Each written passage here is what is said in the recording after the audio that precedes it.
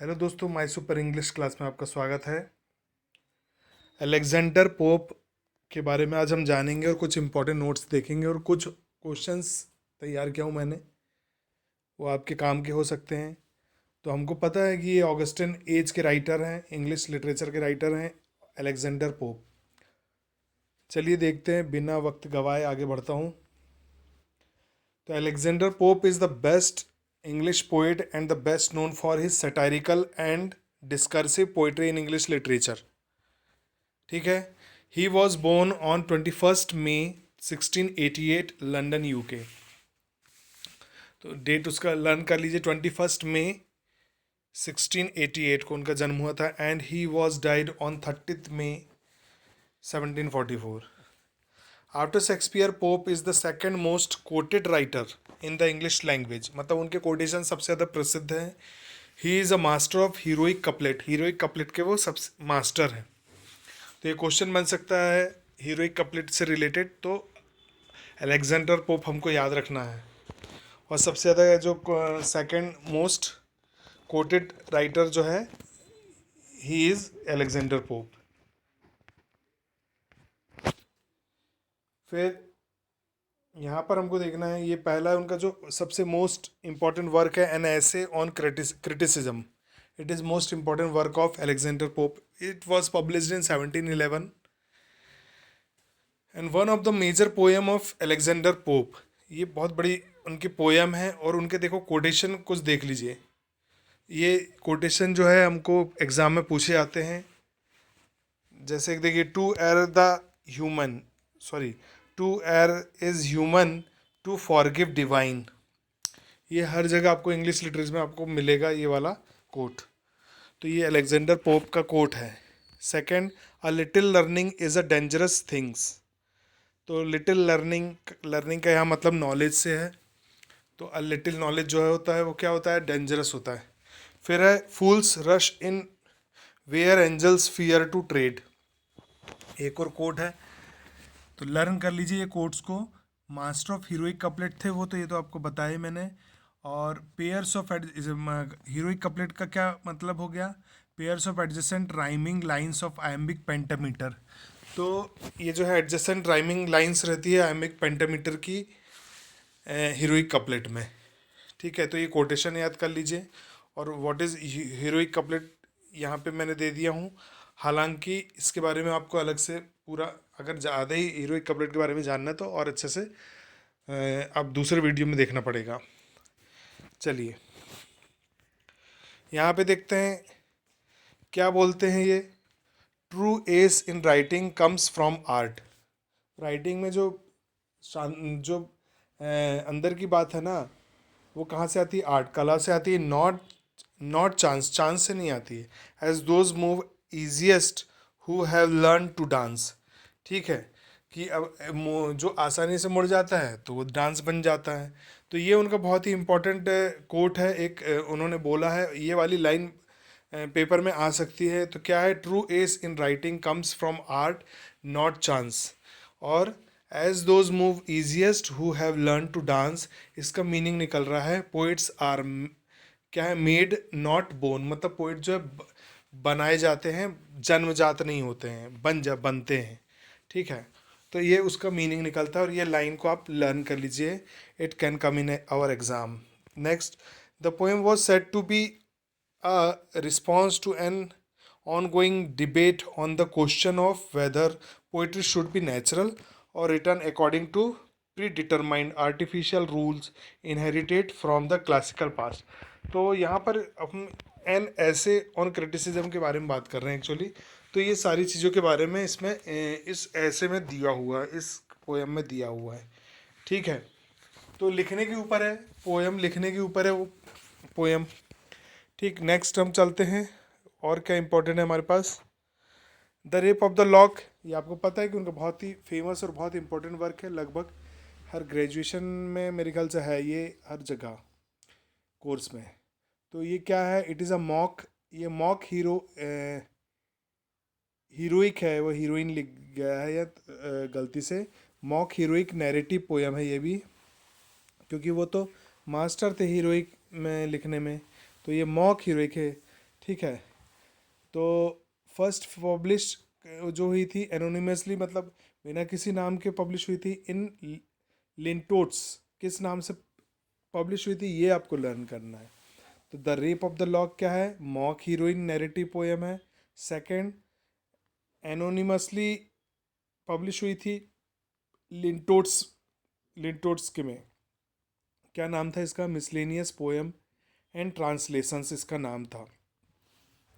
Miscellaneous poems and translation, जो कि मई 1712 में पब्लिश हुई थी।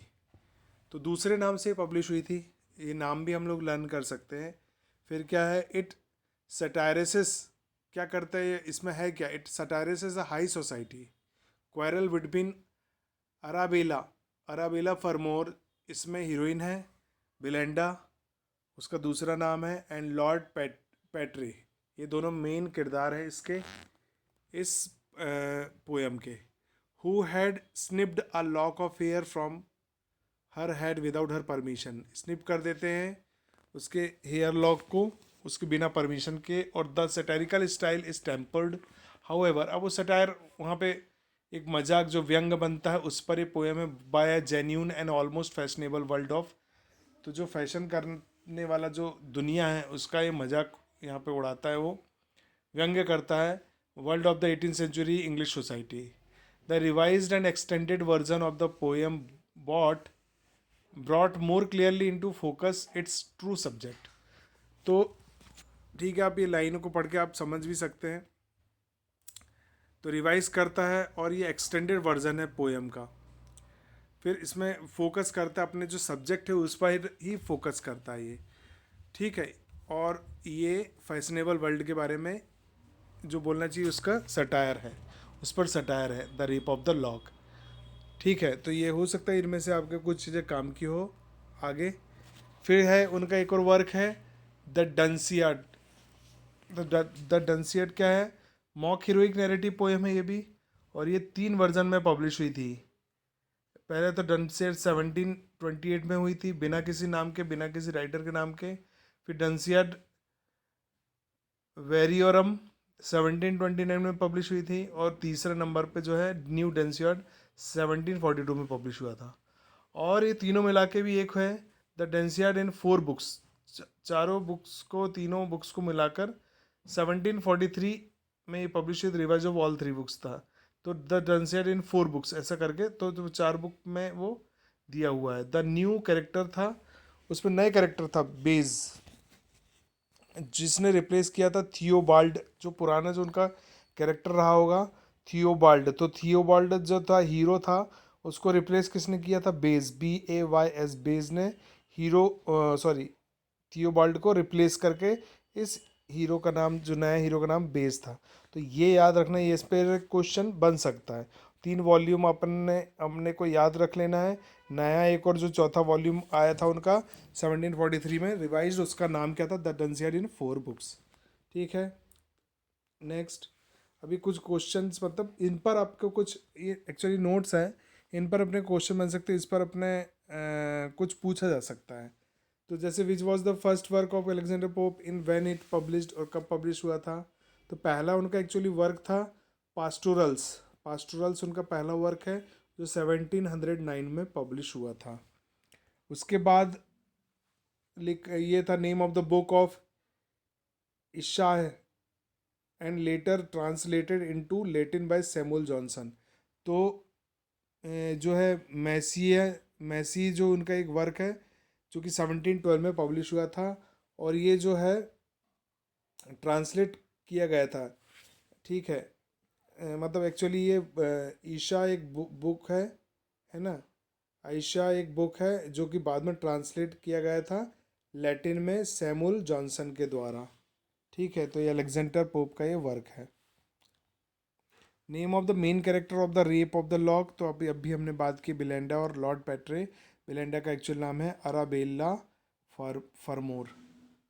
फिर है the temple of fame a vision, ये भी एक उनका इम्पोर्टेंट वर्क था, टेम्पल ऑफ फेम, एक विज़न उन्होंने लिखा है।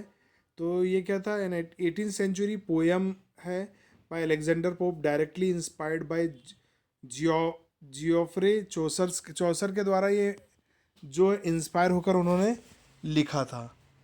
तो चौसर की कौन सी बुक को इंस्पायर्ड होकर लिखा था? चौसर का जो ये वर्क है 14th century poem the house of fame. तो यहाँ पर एक क्वेश्चन बन रहा है, द हाउस ऑफ फेम जो चौसर का वर्क है ना, जियोफ्री चौसर का वर्क है द हाउस ऑफ फेम, जिसमें हाउस की स्पेलिंग HOUS थी।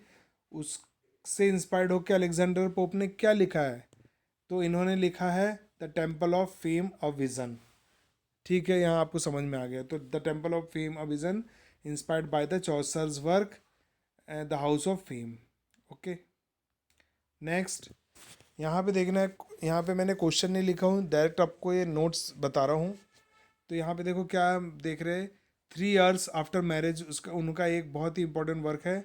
3 years after marriage was a restoration comedy है, रिस्टोरेशन कॉमेडी है, written in 1717 as a collaboration between John Gay, Alexander Pope and John Arbuthnot. तो ये तीनों ने मिलके ये लिखा था।